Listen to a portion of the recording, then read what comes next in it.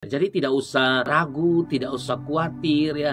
Yang janji berikan keselamatan ini adalah Tuhan. Kalau manusia iya, kadang-kadang kita tuh ragu dengan pun janji karena janji lain bikin lain. Nah itu manusia. Kalau ini Tuhan, saudara. Bilangan 23:19, Allah bukan manusia sehingga ia berdusta. Jadi kalau dia janji, yang percaya kepada dia diberikan hidup yang kekal, dia pasti memberikan hidup yang kekal. Tidak perlu ada keraguan, kegalauan tentang keselamatan. Pasti selamat, saudara.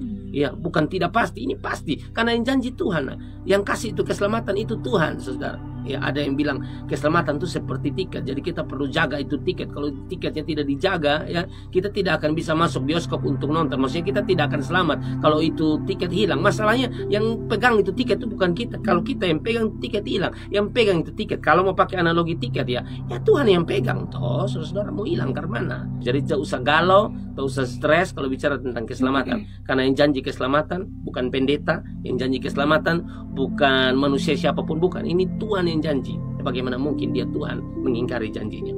Itu tidak mungkin.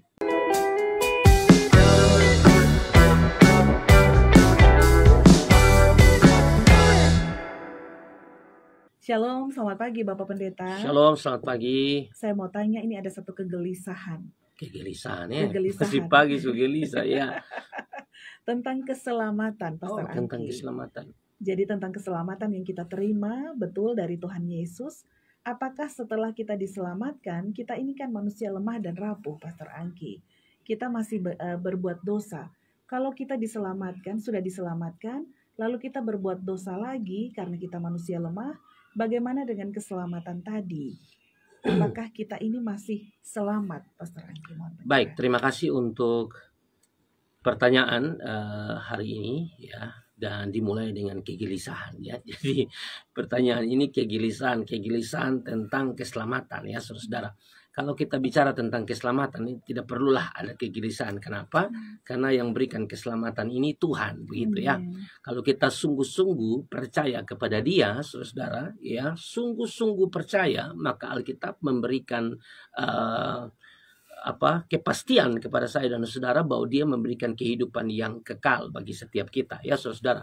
Di dalam Yohanes pasal 3 ayat 16, karena begitu besar kasih Allah akan dunia ini sehingga Ia mengaruniakan anaknya yang tunggal supaya setiap orang yang percaya kepadanya tidak binasa melainkan beroleh hidup yang kekal. Jadi orang yang percaya ini bukan percaya hanya di mulut, percaya sungguh-sungguh percaya kepada Kristus ya sebagai Tuhan dan juru selamat ya di dalam kehidupannya. Alkitab mencatat bahwa Dia diberikan kehidupan yang kekal. Dia bukan pakai kata sementara, saudara, tapi Dia menggunakan kata kekal ya. Kekal itu kan artinya selama-lamanya. Jadi kalau Anda percaya kepada Yesus, Anda diberikan kehidupan yang kekal. Lalu di dalam bagian yang lain misalnya Yohanes pasal 10 ayat 28 sampai ayat yang ke-29 juga mengatakan seperti itu ya. Yohanes pasal 10 ayat 28-29 kan dikatakan seperti ini ya. Dimulai dari ayat 27, domba-dombaku mendengarkan suaraku dan aku mengenal mereka dan mereka mengikut aku. Dan aku memberikan hidup yang kekal kepada mereka. Dan mereka pasti tidak akan binasa sampai selama-lamanya. Nah ini lagi dikatakan ya.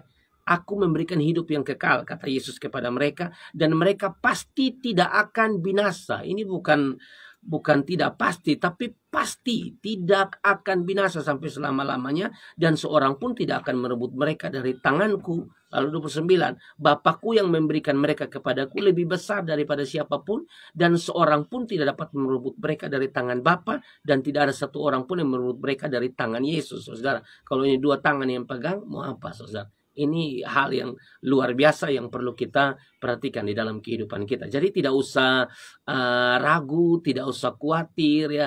Yang janji berikan keselamatan ini adalah Tuhan. Kalau manusia iya, kadang-kadang kita tuh ragu dengan pun janji karena sebentar janji lain bikin lain. Nah itu manusia. Ini Tuhan, saudara. Bilangan 23:19, Allah bukan manusia sehingga ia berdusta. Jadi kalau dia janji, yang percaya kepada dia diberikan hidup yang kekal, dia pasti memberikan hidup yang kekal. Tidak perlu ada keraguan, kegalauan tentang keselamatan. Pasti selamat, saudara.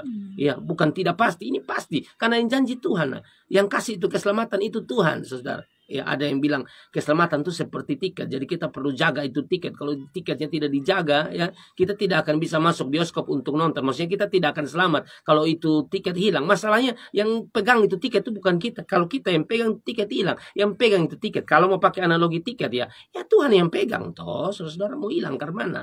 Keselamatan Dia yang berikan buat kita. Ya, lalu lanjutan dari pertanyaan itu, kenapa keraguan itu muncul? Karena kita ini manusia lemah, rapuh, kita bisa bikin dosa. Ya, betul saudara, kita ini manusia rapuh, manusia lemah. Ya, saudara, kita bisa jatuh dalam dosa, bisa berbuat kesalahan. Tapi kan Alkitab mengatakan, saudara, ya, di dalam 1 Yohanes 1 ayat 9. Ini bukan rekomendasi bagi kita untuk bikin dosa nanti kita minta ampun. Bukan begitu, saudara, ya. Tapi orang yang sungguh-sungguh percaya kepada Tuhan, ya tidak mungkin dia hidup dalam dosa atau dosa menjadi kegemaran. Itu tidak mungkin, saudara. Kalau jatuh dalam dosa itu masih bisa. Tapi kalau orang ada Roh Kudus, dia pasti cepat bangkit. Nah, kalau dia jatuh, saudara, 1 Yohanes pasal 1 ayat yang ke-9 ya, menjadi pegangan kita, dikatakan, jika kita mengaku dosa kita, maka Ia adalah setia dan adil sehingga Ia akan mengampuni segala dosa kita dan menyucikan kita dari segala kejahatan. Mengaku dosa, Ia setia dan adil, Dia mengampuni kita. Jadi kalau kita berbuat kesalahan, ya datang di Tuhan minta ampun. Meskipun